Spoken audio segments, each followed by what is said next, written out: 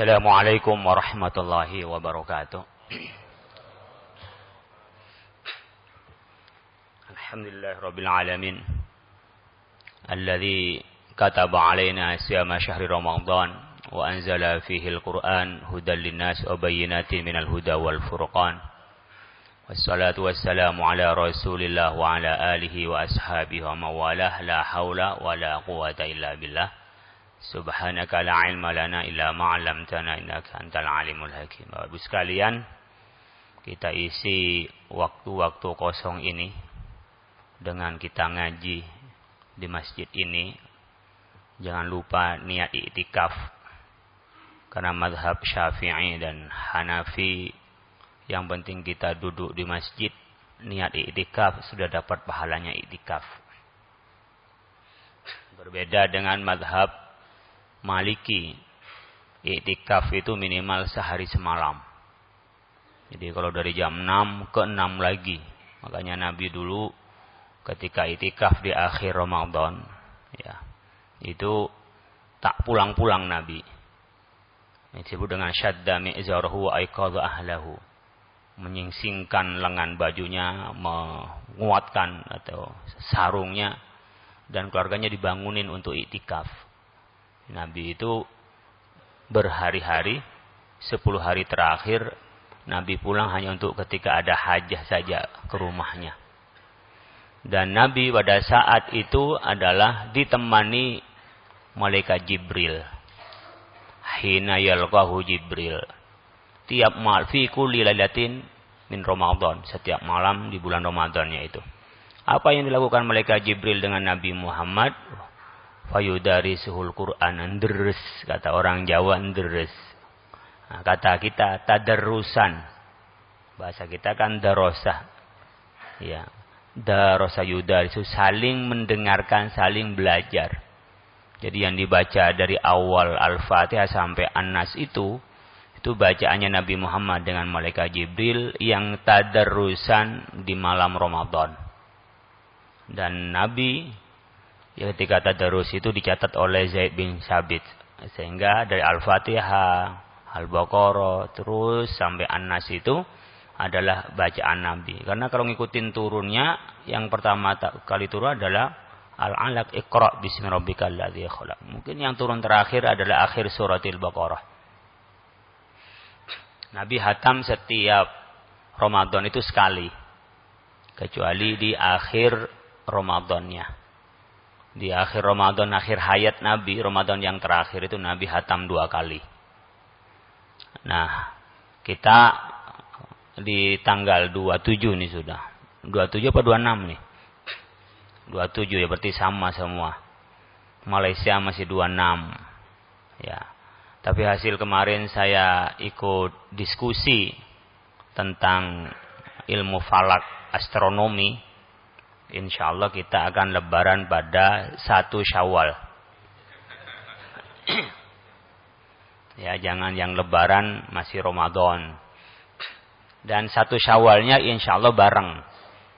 Ya, insya Allah bareng 1 Syawalnya pada hari Senin, paling 31 Maret. Jadi ikmal kita. Atau istikmal, menyempurnakan 30 hari. Kita menyempurnakan 30 hari. Karena bulan Sya'bannya 29 dan insya Allah bulan Syawalnya pun juga 29. Tanggalan Hijriyah, wal qamar qaddarnahu manazila hatta ada kal urjunil qadim, itu yang dihitung berdasarkan bulan itu antara 29 sampai 30. Jadi kalau besok hari Sabtu itu ada sidang isbat karena tanggal 29 Ramadan. Itu saya yakin sidangnya hanya untuk memastikan. Nah, insya Allah nggak ada perbedaan di kita di hari Seninnya, hari Minggunya masih berpuasa kita. Nah, ini ketentuan. Bapak Ibu sekalian, saya dikasih tema tentang wasatiyatul Islam.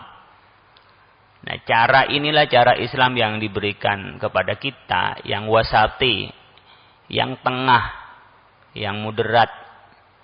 Yang apalagi wasati itu moderat, kurang komprehensif itu terjemahannya. Karena wasati itu bukan moderat, Tetapi memang yang sesuai dengan fitrah manusia. Fitratallah fatarana ta'ala. Jadi kalau kita diberi Al-Quran, Al-Quran itu sesuai dengan fitrah manusia. Coba umpamanya yang ringan-ringan. Kita ini umat Islam sedekat-dekatnya kepada Allah itu tetap masih disunahkan menikah. Karena fitrahnya kita butuh lawan jenis. Butuh teman. Butuh beranak pinak keturunan kita. Dan itu ada kemungkinan bagi laki-laki untuk poligami. Bukan nyuruh ya. Ini kadang-kadang yang punya keinginan dianggap disuruh. Tapi kalau lagi puasa begini nggak mikir poligami. Pas buka nanti baru mikir poligami. Karena yang bisa mengendalikan nafsu itu lapar. Kalau sudah lapar begini, nafsunya nggak banyak. Nggak ingat istri, nggak ingat perempuan. Pas kenyang, baru ingat. Makanya orang biasanya nafsunya besar atau tidak besar itu lihat dari ukuran makannya. Lihat nanti ketika berbuka puasa, dia nambah atau tidak. Yang makannya nambah itu cenderung nikah lebih dari satu. Kan makin lama makin kecil kita makan kan. Makin tua itu mungkin hanya setengah piring. Makan apalagi nasi yang karbo. Tambah sedikit. Gitu juga nafsunya tambah sedikit. Itu bukan saya ngarang. Tapi karena memang Nabi Muhammad SAW berikan ilustrasi pada kita. Man istata'a minkumul ba'a falyatazawwaj. Kalau Anda sudah mampu, umur cukup, mental cukup, ekonomi cukup, falyatazawwaj, menikahlah. Jangan ditunda-tunda. Ini jangan-jangan masih banyak yang jomblo ini. Takut ini, takut itu. Nggak selesai-selesai kalau takut. Allah sudah menjanjikan yughnihim Allah. Mudah-mudahan yang masih jomblo bulan Syawal segera ketemu jodohnya. Amin yang belum punya jodoh. Kalau yang sudah punya jangan ya. Ribet nanti.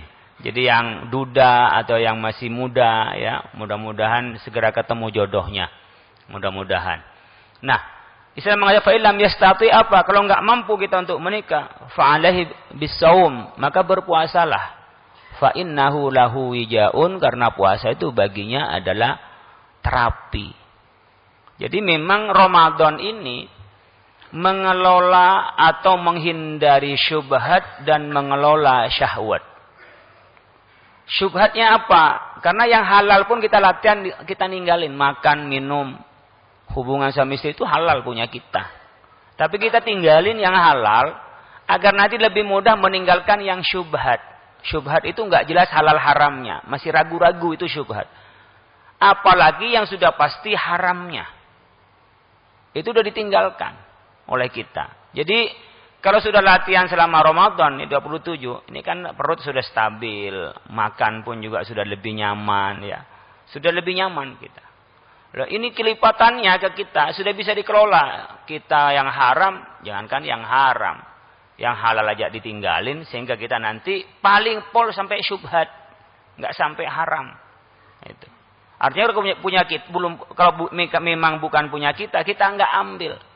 Yang masih ragu-ragu nih ada air di meja, ini biasanya dihidangkan bagi siapa yang datang. Nah itu orang yang hati-hati syubhat, saya nggak berani karena nggak pasti halalnya ke saya. Padahal biasanya memang untuk umum. Beda memang ini punya orang disabet sama dia, diambil, itu lain lagi, itu udah yang haram. Nah, kita itu udah dilatih selama Ramadan untuk mengelola syubhat, menghindari syubhat dan mengelola syahwat. Jadi kita nggak terlalu memanjakan nafsu, ya, di dalam Ramadan. Ini contoh wasatinya. Sekarang soal harta. Kita ini diperintahkan mencari harta sebanyak-banyaknya. Ini kalau Bapak Ibu sekalian di pajak ini kan membantu negara. Kalau membantu negara berarti membantu publik. Pekerjaannya adalah pekerjaan fardu kifayah. Alhamdulillah saya sudah laporan pajak saya. Mudah-mudahan nggak ada tagihan. Karena kemarin juga nambah dikit. Gitu ya. Nambah dikit. Meskipun saya berharap pajak sama zakat itu jadi satu gitu loh. Jadi pajak itu, zakat itu bukan pengurang objek pajak, tapi jadi pajak itu kan udah masuk ke instrumen negara juga, ke Basnas. Gitu. Kalau enggak kita dapat dua kewajiban. Kewajiban pajak, kewajiban zakat. Beda dengan zakat fitrah, ya. Yang belum bayar zakat fitrah, silakan bayar zakat fitrah. Ini saya ingin menjelaskan tentang wasati, ya, tulisannya tentang Islamnya sesuai dengan fitrah. Zakat fitrah itu zakat dari jiwa kita. Maka dikeluarkan sesuai dengan yang kita makan. Yang makan jagung, keluarkan jagung. Yang makan beras, keluarin beras. Yang makan gandum, keluarin gandum. Saya tidak setuju kalau ada yang mengatakan kita keluarkan zakatnya gandum. Kan ada yang menawarkan beli gandum. Enggak, ya. Zakatkan apa yang dimakan setiap hari. Kalau biasa makan enak, maka zakatin berasnya beras yang enak. Jadi umpamanya Basnas menentukan berapa? 2,5. Yang benar itu 2,7. Atau 3,5 liter. Atau 2,7 kilogram.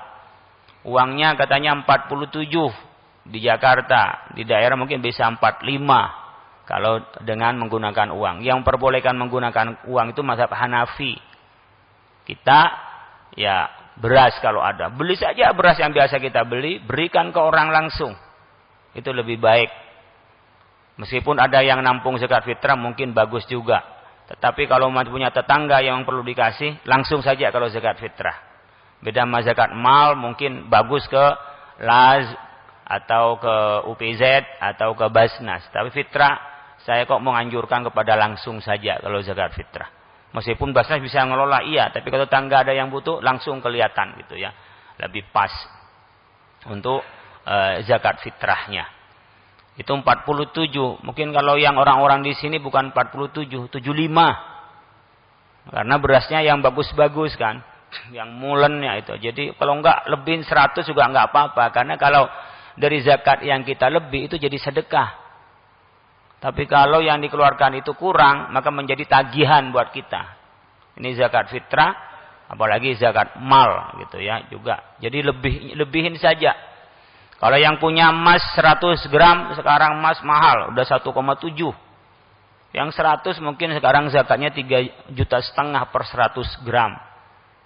Itu diingat-ingat. Yang barang simpanan wajib zakat. Kalau guna pakai enggak wajib zakat.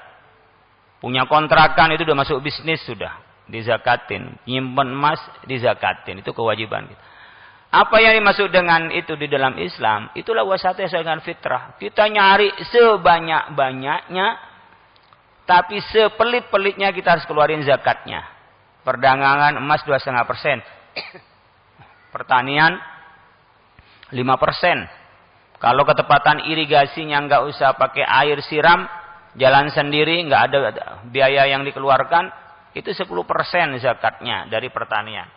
Tapi kalau pertanian, yaumah hasadih.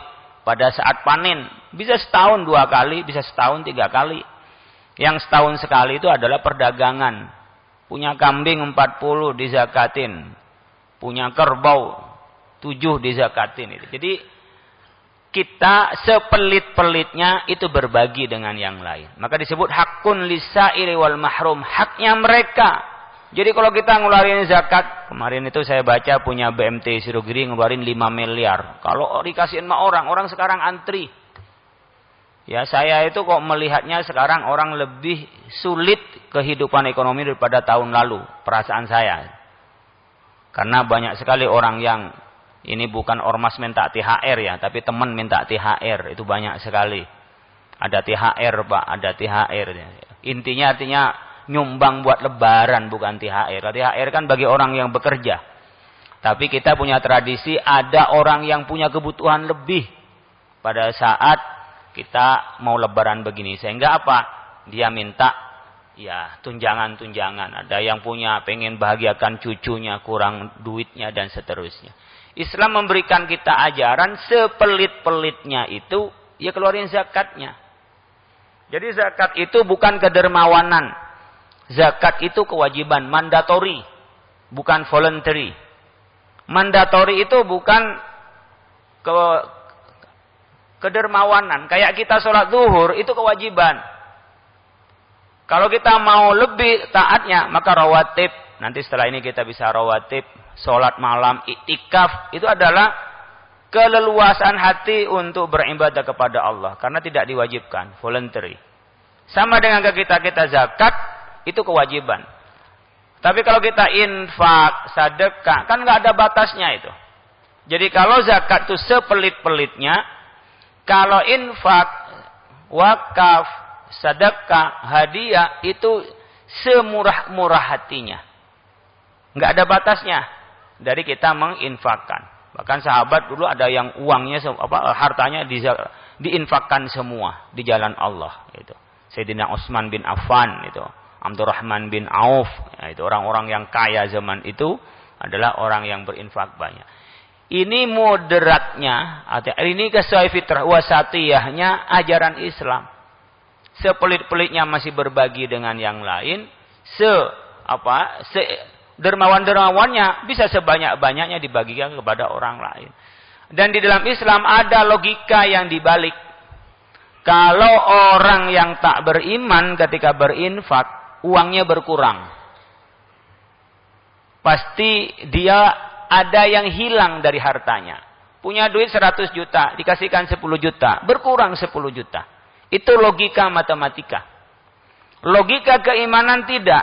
Yang kita tabung, yang 10 juta itu. Yang 90 juta, itu yang dibuang. Apa artinya? Dalil as-sadaqatu burhanun, orang yang bersedekah itu adalah tanda keimanan. Karena dengan sedekah itulah orang bisa daf'ul bala, mara bahaya yang akan terjadi di dunia.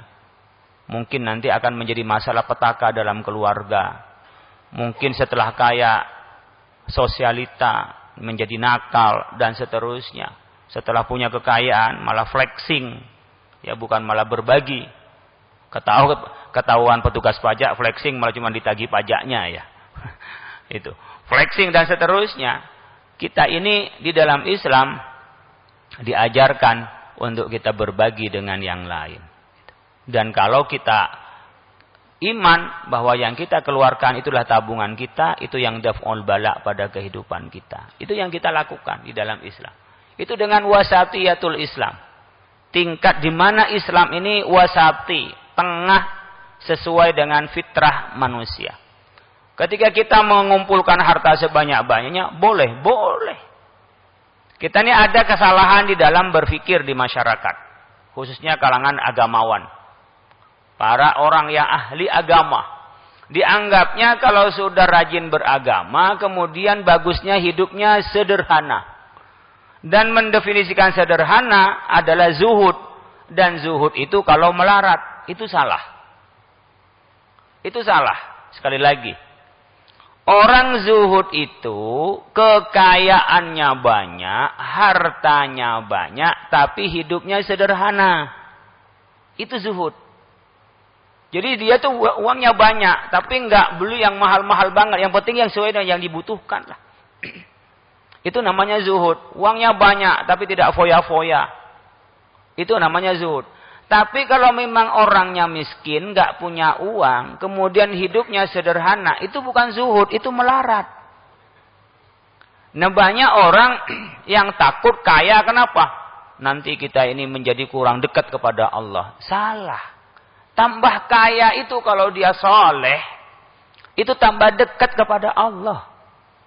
Contohnya apa? Perjuangan-perjuangan umat itu tidak bisa tanpa orang kaya. Kan nggak mungkin disandarkan pada pemerintah semua. Sekarang masjid itu yang dibangun berapa persen, itu adalah swadaya, bukan dari pemerintah. Kalau nggak ada orang kaya, kapan bisa jadi? Nggak usah sampai masjid, dirinya sendiri saja. Ketika nggak punya harta, apalagi nggak punya pekerjaan, punya pekerjaan tapi nggak punya harta, nggak cukup, masuk miskin. Kalau fakir itu orang yang nggak punya pekerjaan sama sekali, itu fakir.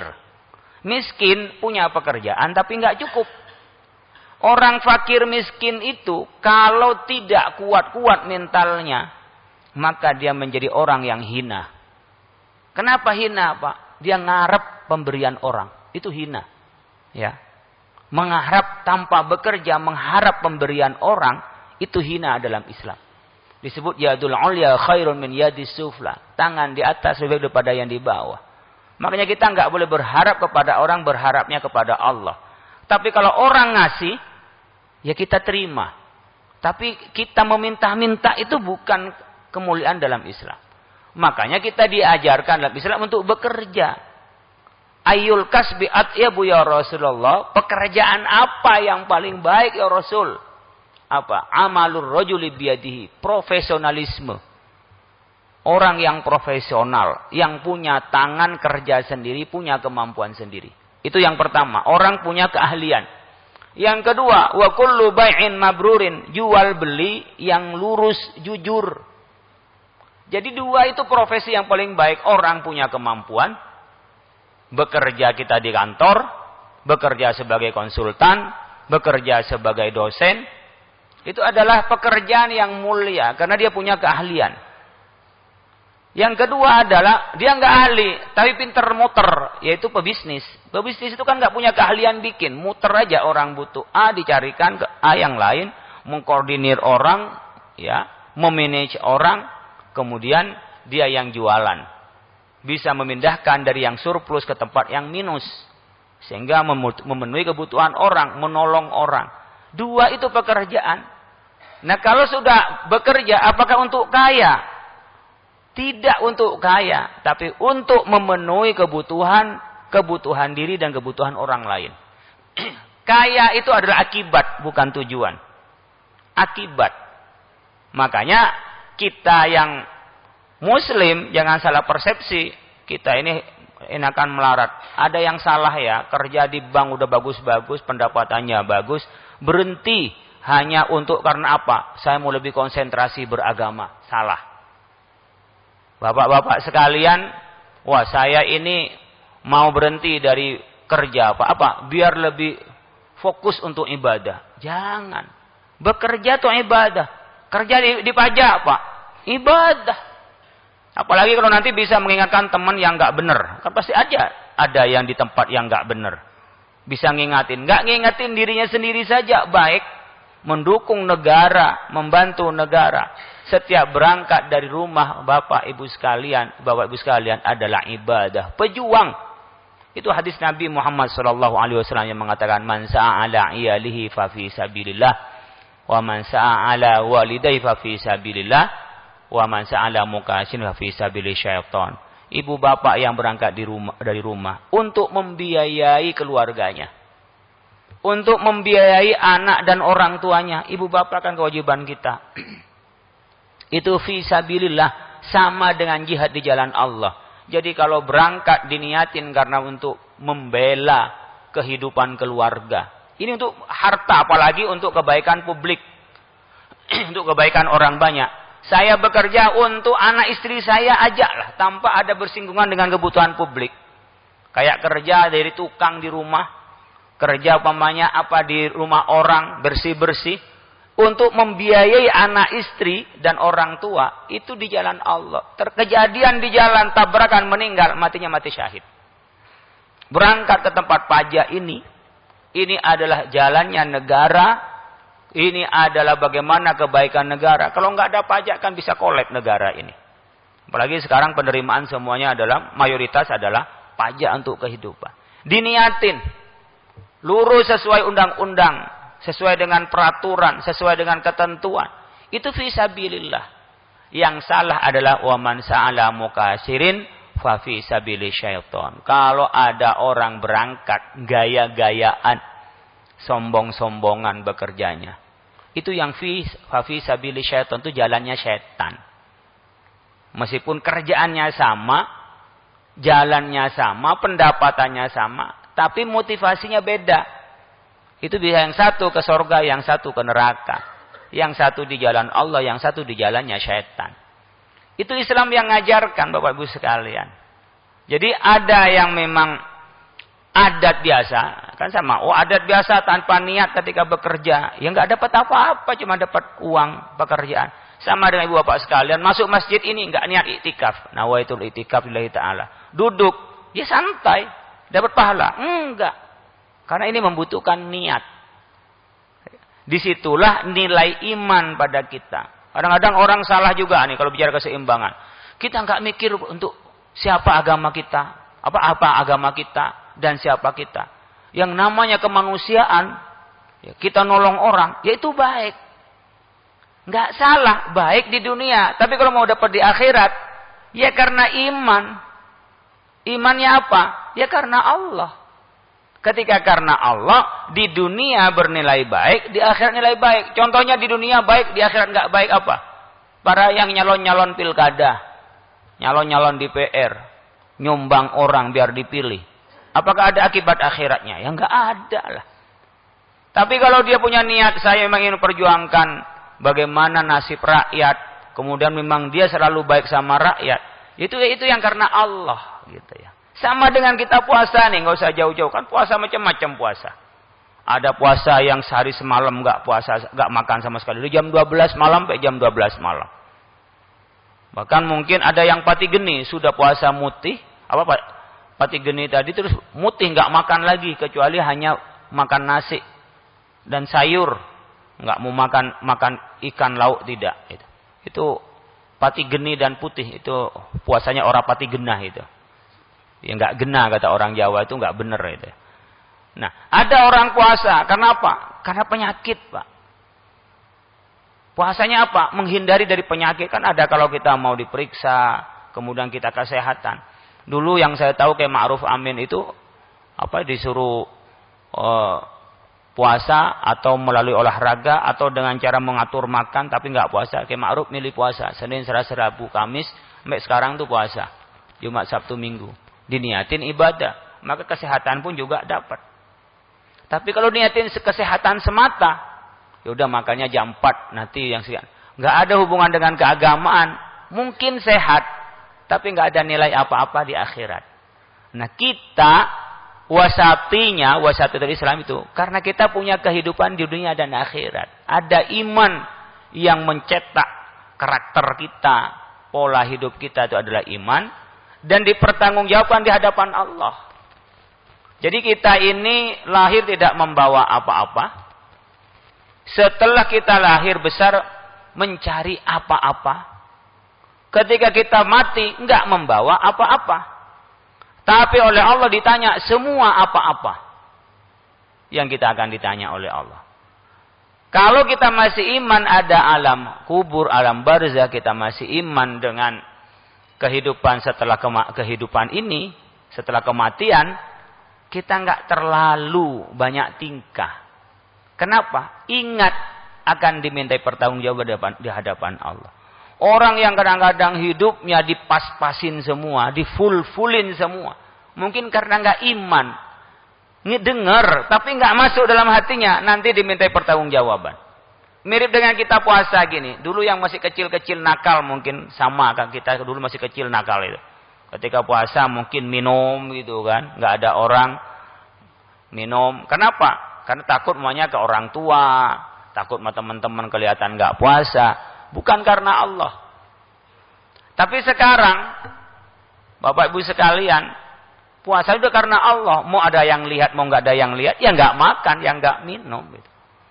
Itu apa yang membedakan? Dulu itu karena takut orang, sekarang takut sadarnya sudah kepada Allah. Itu bedanya, kita ini ada keseimbangan antara roh dan jasad kita. Antara ada pada rohani kita dan ada pada fisik kita. Ini wasatiyahnya Bapak-Ibu sekalian. Seperti puasa pun kita nggak selamanya puasa, hanya sampai maghrib, mulai dari selama siang lah, mulai fajar sampai maghrib. Sampai terbenam matahari. Jadi sesuai semua dengan diri manusia, disebut dengan wasatiyatul Islam. Wasati. Islam yang wasati. Kadang-kadang dimaknai wasati itu hanya moderat, beragama, nggak nyalah-nyalahin orang. Di antaranya itu iya. Itu hanya hubungan dalam kita bermasyarakat, berbangsa dan bernegara. Harus moderasi, beragama. Terlalu sempit dibanding dengan wa kadzalika ja'alnakum ummatan wasata. Terlalu sempit kalau dimaknai dengan moderasi. Karena moderasi dihitung dengan tidak jadi teroris. Tidak membangkang jadi buat pada negara. Itu terlalu sempit. Hanya sebagian maknanya. Makna yang lebih luas, ya lebih tinggi lagi umpamanya antara sains dan iman. Islam itu tidak membedakan. Hanya yang satu menjadi fardu ain, yang satu fardu kifayah. Yang satu menjadi kewajiban individu, yang satu jadi kewajiban kolektif. Individu apa? Bagi kita harus tahu tentang rukun iman, rukun Islam, dan cara ibadah yang benar. Makanya yang pertama kali turun dalam Al-Quran itu apa? Iqra. Baca. Kalau membaca itu kan banyak-banyak membaca. Macam-macam yang dibaca. Cara membacanya. Yang dibaca umpamanya memang ma'ana biqari kata Nabi, saya tidak menjadi pembaca. Tapi Nabi ketika disebutkan Iqra bismi rabbikal ladzi khalaq khalaqal insana min 'alaq Iqra wa rabbukal akram alladzi 'allama bil qalam 'allamal insana ma lam ya'lam. Nabi itu dengar langsung hafal. Kalau kita sudah bisa baca tapi enggak hafal-hafal. Karena Bapak sekalian, orang yang masih kotor hatinya susah dihinggapi Al-Qur'an, cepat lupa. Ya, di hafalan Quran itu nggak cukup dengan minum Celebrofit. Ya, penguat hafal dan kecerdasan enggak. Di situ harus ditambah dengan zikir, iman dan menjauhi maksiat. Itu kalau udah maksiat dikit itu lebih bisa dilihat kalau pas jadi imam itu biasanya paling ngukur kehafalan orang. Itu bisa kacau. Ya, ketika Al-Qur'an yang suci akan turun pada hati yang suci. Makanya Al-Qur'an turun di akhir Ramadan. Menurut riwayat, pertama kali Al-Quran turun dari Allah Mahfuz Baitul Izzah itu pada 21 Ramadan. Kok di sini diperingatin 17, Pak? 17 itu karena bertepatan dengan 17 Agustus saat itu. Bertepatan dengan kemerdekaan Indonesia. Menurut riwayat pada tanggal 10 Agustus tahun 610 Masehi. Itu pertama kali Al-Quran turun dari Lauh Mahfuz ke Baitul Izzah. Ya. Al-Quran, Iqra, literasi. Saya baca itu Thomas, ya, Thomas yang sekeluarganya menjadi profesor di Copenhagen University itu menyebutkan bahwa kalau kita kepingin maju biar Indonesia tidak gelap. Indonesia ini akan gelap kalau tidak ada literasi. Kalau kita sudah enggak Iqra. Iqra itu sudah bacanya ngerti, kritis, bisa melaksanakan, mengartikulasi, bisa juga mengungkapkan dan menuliskan. Itu literasi. Jadi membaca itu tidak hanya sekedar baca ngerti, tidak. Tapi membaca, mengkritisi. Kalau saya membaca kitab-kitab salaf, yang karangan klasik itu, banyak yang enggak update. Jual beli. Dulu itu harus ada ijab kabulnya. Kalau sekarang ngikutin yang itu dulu, itu enggak sah semua sekarang. Yang beli online lah, yang beli pakai mesin lah. Syaratnya harus akil dan seterusnya. Bahkan ada tata krama perjalanan, harus bawa bekal. Harus bawa air yang cukup. Bahkan boleh tayamum kalau umpamanya kita dalam perjalanan. Karena dulu di padang pasir susah air. Di sini setiap perjalanan hujan, ngapain masih kita pakai tayamum, udah dihujan di mana-mana. Itu kan cara baca kritis. Yang kita baca enggak serta-merta. Begitu juga ketika membaca Al-Quran, baca hadis. Itu tidak tekstual. Bisa kontekstual cara bacanya. Itu Iqra. Tapi orang yang cerdas biasanya itu lahir kesombongan. Saya ini ngajar juga S2 di UI. Ya, ngajar di fakultasnya Pak Bahlil. Tapi saya ngajar S2. Fakultasnya Pak Hasto. Itu di sekolah global. Saya ngajar di S2-nya, di ekonomi syariah. Ketika kita bicara soal Iqra, orang-orang yang cerdas, teman-teman di UI, saya menemukan apa? Ya mereka kadang-kadang sombong, belum tahu ya, saya lulusan perguruan tinggi terhebat. Antar dosen kadang-kadang saingan pinter-pinteran dengan sombongnya. Kenapa? Iqra saja. Karena apa? Tidak bismi rabbikal ladzi khalaq. Tidak ditambahkan dengan imannya. Bahwa yang beri kepintaran siapa? Allah. Kalau itu orang kita langsung nunduk itu. Itu nunduk.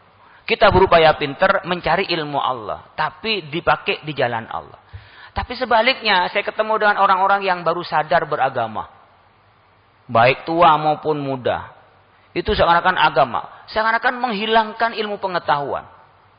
Dan biasanya orang yang punya kesadaran agama tinggi, tapi nggak ikro, nggak banyak baca, itu kadang-kadang mudah cuman nyalah-nyalain orang. Ta'assub, fanatisme buta. Dikit-dikit haram, dikit-dikit bid'ah, dikit-dikit salah. Makanya disebutkan oleh ulama, man qalla ilmuhu kasyura inkaruhu. Wa man kasyura ilmuhu qalla inkaruhu. Orang yang ilmunya minim, itu dikit-dikit nyalahin orang. Kata orang itu, ngopinya nggak jauh. Atau mungkin nggak pernah ngopi. Jadi dikit-dikit yang tidak sesuai yang dia pikirkan, itu salah. Dan bilang nggak ada dalam Al-Quran dan hadis. Anda sejauh mana baca Quran hadis? Baca dengan arti mengerti itu sejauh mana? Mungkin ada yang makna tersurat, ada makna tersirat. Kita ada yang tekstual, ada yang kontekstual, ada yang analogi, ada kandungan maslahah dan seterusnya. Sehingga kalau kita hanya mengandalkan militansi keagamaan, itu sering jadi rusak cara beragama. Bahkan memusuhi orang yang baik. Karena apa? Tidak dipikirkan sebaik dia. Tapi orang yang banyak ilmunya, maka surah ilmu, qalla ingkaru, orang yang banyak ilmunya, nggak mudah nyalah-nyalahin orang. Oh iya, biasanya orang alim, sekelas orang-orang alim, Syekhul Azhar, ulama kita dulu itu, kalau menjawab sependek yang saya baca, sejauh yang saya tahu. Adanya begini, kenapa? Membuka ruang, ada sesuatu yang tidak diketahui. Apalagi yang dihadapi adalah orang terpelajar. Banyak kan sekarang anak-anak yang baru belajar terjemahan itu, profesor-profesor yang memang di bidangnya, profesor tafsir, profesor hadis, disalahkan orang yang belum pernah belajar hadis itu, kecuali terjemahan. Nah ini yang banyak salah kaprah. Dan ngomongnya kayak lebih meyakinkan. Lah, orang awam ini kadang-kadang salah fokus. Ini yang pinter ini. Ini yang lebih benar ini torikohnya. Lebih benar dari mana? Karena yang menilai sama-sama nggak ngerti ilmu. Nah, akhirnya apa? Yang sesuai dengan perasaan. Ini gara-garanya apa? Bismi rabbikal ladzi khalaq, tapi tidak ikra. Harus ikra, banyak baca. Makanya dulu tuh para penghafal Quran bukan hafid. Kalau di Maroko namanya hamilul Quran, di Indonesia hafidul Quran. Dulu disebut apa? Qurra. Qurra itu orang yang banyak baca, dari ikra, qurra dulu itu. Jadi pertama kali dikodifikasi Al-Quran itu karena apa? Para qurra ini, qori pembaca. Makanya ada kan yang ceramah itu, Al-Qori'ah itu diganti Al-Qori'ah. Ngomongnya meyakinkan itu. Saya sebut Saiful Karim itu. Biar tahu, kadang-kadang di-share tuh. Bahasanya meyakinkan, kayak ilmu teknologinya. Tapi menyalahkan, Al-Qori'ah itu salah, bukan kiamat. Al-Qori'ah itu adalah pembaca. Dari mana? Itu Al-Qori'ah. Pakai hamzah, bukan Al-Qori'ah. Tapi itu meyakinkan. Saya tegur, akhirnya datang ke saya di MUI. Apa kiai harus saya lakukan? Berhenti jadi ustadz, saya bilang gitu. Apa? Belajar dulu. Jadi kalau nggak tahu, bolehlah. Apakah harus pintar dulu Pak, jadi penceramah Pak? Tidak harus alim, beda dengan jadi ulama. Kalau jadi ulama memang harus alim. Kalau jadi mubaligh enggak. Tapi jangan ngarang. Kalau memang nggak tahu, bilang nggak tahu. Yang disampaikan yang dia tahu. Ini sudah tidak tahu, nyalain yang tahu. Al-Qori'ah itu menjadi Al-Qori'ah. Al-Qori'ah jadi Al-Qori'ah maksud saya. Dan nyalain. Salah itu. Neraka yang kita bikin itu kan ngarang sendiri. Agama itu bukan ngarang-ngarang. Agama itu Allah pun nurunin Al-Quran lewat malaikat Jibril. Kemudian Nabi Muhammad kepada sahabatnya, sahabat pada sahabatnya, kepada tabi'in. Ini namanya sanad ilmu, transmisi ilmu. Itu jelas dalam Islam. Itu kita ini dari Allah, bukan kita ngarang, bukan masuk akal. Nanti kalau diukur dengan akal, menjadi akal-akalan. Karena akal ini subjektif. Yang kita cinta, harum semua, baik semua. Pas kita musuhan, udah jelek semua. Itu akal, Pak. Kalau saya jauh-jauh lah, kita wudhu itu yang buang angin di belakang tapi muka yang dibasuh. Mana nih logikanya kok nggak dicebokin aja umpamanya. Kalau pakai akal-akalan. Ada yang rasional itu yang seperti muamalah. Muamalah itu rasional, Pak, tapi ada guidance-nya. Banyak orang nanya, Pak, terakhir saya ingin sampaikan. Kenapa kalau nyentuh istri kok membatalkan wudhu, Pak? Sementara menyentuh saudara nggak membatalkan wudhu. Padahal yang halal digauli kan istri, Pak. Nah, itu orang kalau pakai akal-akal. Pak, yang namanya membatalkan wudhu itu adalah orang yang bukan mahram. Siapa bukan mahram? Itu orang yang halal dinikahin. Disebut dengan ajnabi, orang lain, orang luar. Sementara anak, sementara juga saudara, orang tua itu namanya mahram. Yang haram dinikahin. Sehingga kalau haram dinikahin itu, kalau kata bahasanya Imam Malik, nggak ada unsur syahwat. Ke istri bersyahwat. Makanya Imam Syafi'i mengatakan ihtiyatan menyentuh istri walau punya wudu, ya sudah itu membatalkan. Kata Imam Syafi'i, ke Imam Malik enggak. Kalau enggak syahwat, enggak membatalkan. Karena dilihat dari motivasinya. Nah, kalau akal-akalan modelnya, itu mana yang enak? Padahal semua ini bersandar pada dalil. Nabi pernah mencium Siti Aisyah. Setelah mencium itu, Nabi langsung sholat, enggak wudhu lagi. Berarti ciumnya kasih sayang, bukan ciuman bercumbu. Dan yang seperti ini kan melihat dari dalil. Tidak sembarangan. Nah, ini saya ingin sampaikan. Islam itu mengajarkan kita untuk sayan pun. Khalaqal insana min alaq. Iqra wa rabbukal akram alladzi 'allama bil qalam. Pertama meja fenomenal loh tentang diri kita. Yang paling gengsi orang yang dianggap pintar kalau bisa masuk di kedokteran.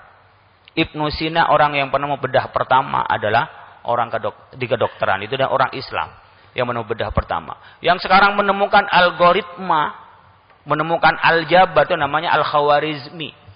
Al-Khawarizmi ini di barat disebut namanya algoritma. Sekarang dipakai algoritma itu adalah Al-Khawarizmi. Itu pada abad ke-8 Masehi itu. Zamannya Harun Ar-Rasyid dan Al-Ma'mun putranya yang punya Baitul Hikmah. Kayak BRIN sekarang itu penelitian-penelitian melahirkan mulai seperti Al-Kindi yang ahli filsafat. Jadi Islam itu mengajarkan ilmu pengetahuan. Jangan dikotomi antara ilmu dengan iman. Iman dan ilmu adalah satu. Terakhir saya menyampaikan, Allah Subhanahu wa taala mengajarkan pada kita, yarfa'illahu alladzina amanu minkum walladzina utul ilma darajat. Allah yang akan angkat derajatnya itu dua sebab. Imannya benar, ilmunya tinggi. Jadi dua-duanya bareng, jangan ambil imannya doang atau ilmunya doang. Duanya itu bareng. Makanya yang turun pertama, Iqra bismi rabbikal ladzi khalaq, khalaqal insana min 'alaq. Inilah wasatiyatul Islam. Jadi kita tetap menjadi manusia sesuai dengan fitrahnya, hidup bisa lebih maksimal di dunia untuk berkhidmah, karena yang paling baik, yang paling sukses hidup orang itu adalah anfa'uhum linnas, yang paling banyak memberi manfaat bagi orang lain, bukan untuk yang nyaman buat dirinya sendiri, tapi yang bermanfaat bagi orang lain, itu yang paling sukses. Kemudian tidak cukup di dunia, kita semua akan memetiknya di akhirat kelak. Mudah-mudahan ibadah kita diterima oleh Allah Subhanahu wa taala. Kita bisa kembali kepada fitrah kita sebagai manusia. Nanti kalau puasa kita diterima setelah Ramadan, kehidupan kita akan lebih baik ibadahnya, lebih baik sosialnya, lebih baik kiprahnya dibanding sebelum Ramadan. Kalau ternyata tidak lebih baik, berarti Ramadannya masih kurang berhasil atau tidak berhasil. Mudah-mudahan dipanjangkan umur sampai Ramadan yang akan datang. Terima kasih, kurang lebihnya mohon maaf. Allahul muwaffiq ila aqwamit thoriq. Ihdinas siratal mustaqim. Nasrun minallahi wa fathun qarib wa basyiril mu'minin. Assalamualaikum warahmatullahi wabarakatuh.